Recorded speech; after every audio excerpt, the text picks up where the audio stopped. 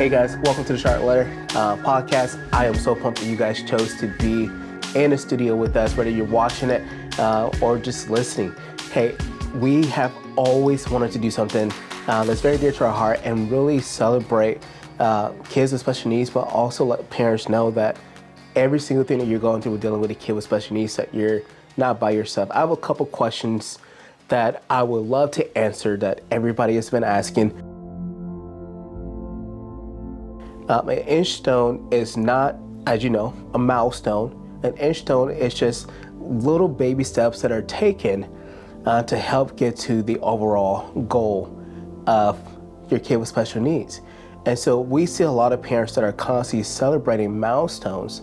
And I think that we can get so caught up in wanting to celebrate the milestones that we can easily forsake the Inchstones that kids are taking. An Inchstone is a phrase that special needs parents adopted to celebrate the little things. A lot of our kids don't get to reach the traditional milestones of kids their age, but we don't want that to be seen as a negative. We want to be encouraging parents to find the little things that can be celebrated. I give you an example.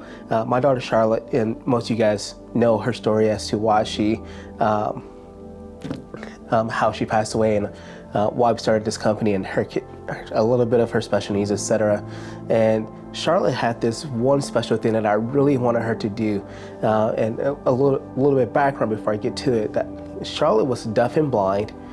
She had cerebral palsy, she had HIE, epilepsy, feeding tube, etc. Just non-mobile. She couldn't hear or see, but she also didn't have the muscle tone to really do anything. And I had this one desire as a father, besides wanting to hear my daughter say father or dad or mom or anything along those lines. But one of the things I really wanted to see her do, that I knew that she can do with just a little bit of practice, was actually squeeze my finger. For a lot of people, that's nothing. But for Charlotte to have developed the milestone of squeezing my finger, we had to go through just a lot of exercising of her knowing what it was like to just even hold a hand, touch a hand, squeeze a ball, get her hand from being balled up inside of a fist to actually extending that hand a little bit more. And so there were a lot of therapy that went into just getting her to squeeze a finger.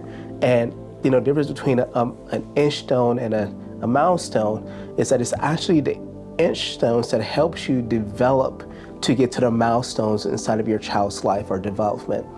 And if we forsake the Inchstones, the milestone will mean absolutely nothing for us, because we forsake all the hard work that our kids had to go through in order to get to that place of a milestone.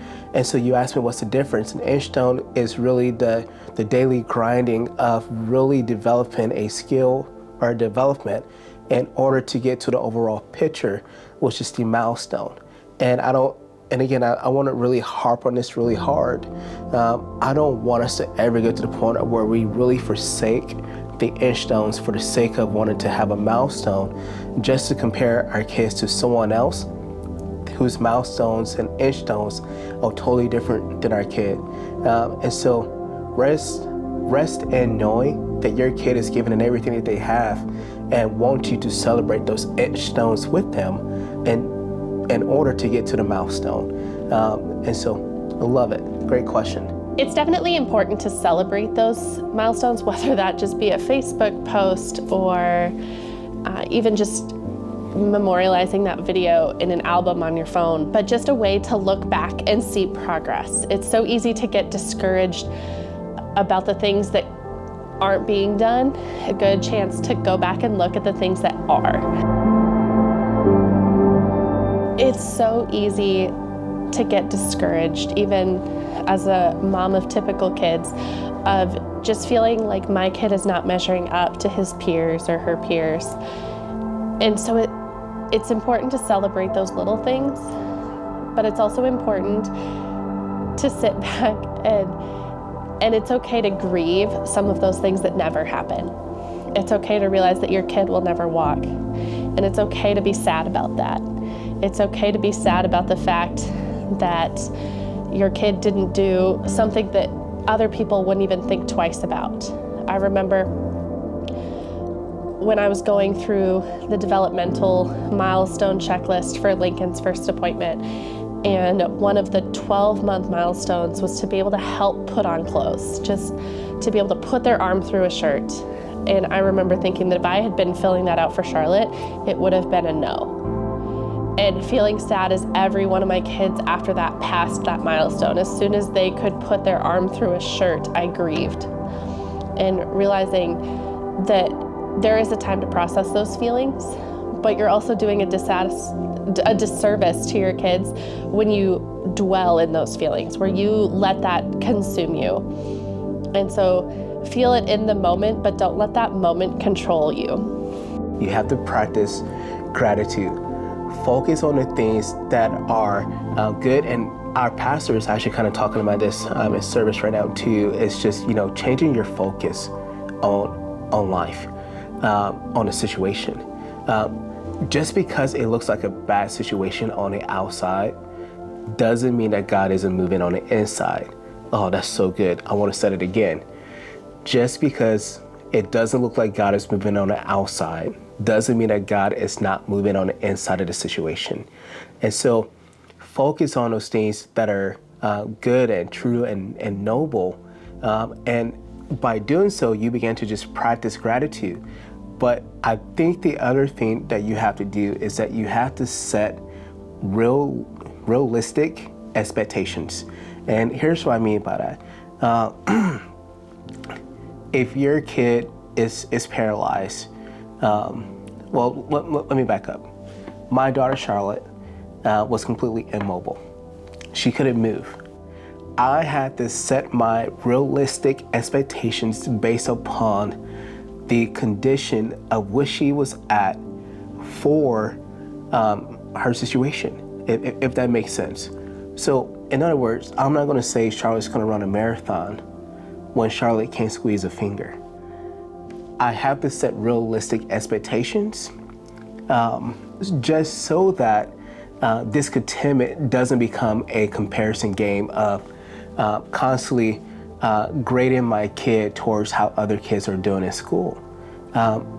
She's not going to be that other kid. And so you have to practice realistic expectations. Another idea is this.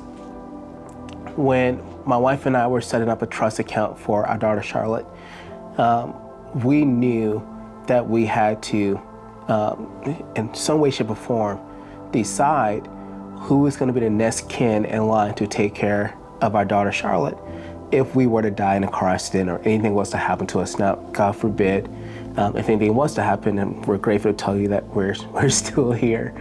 But we have to set realistic expectations, which means that we have to take our feelings out of the situation and pick and choose certain parts of our families that will absolutely not just do a great job taking care of our daughter, but also do a great job of taking care of the other kids that we had or have as well. And so you have to take your feelings out of it and deal with the facts that are right before you. And I'll end it on this note.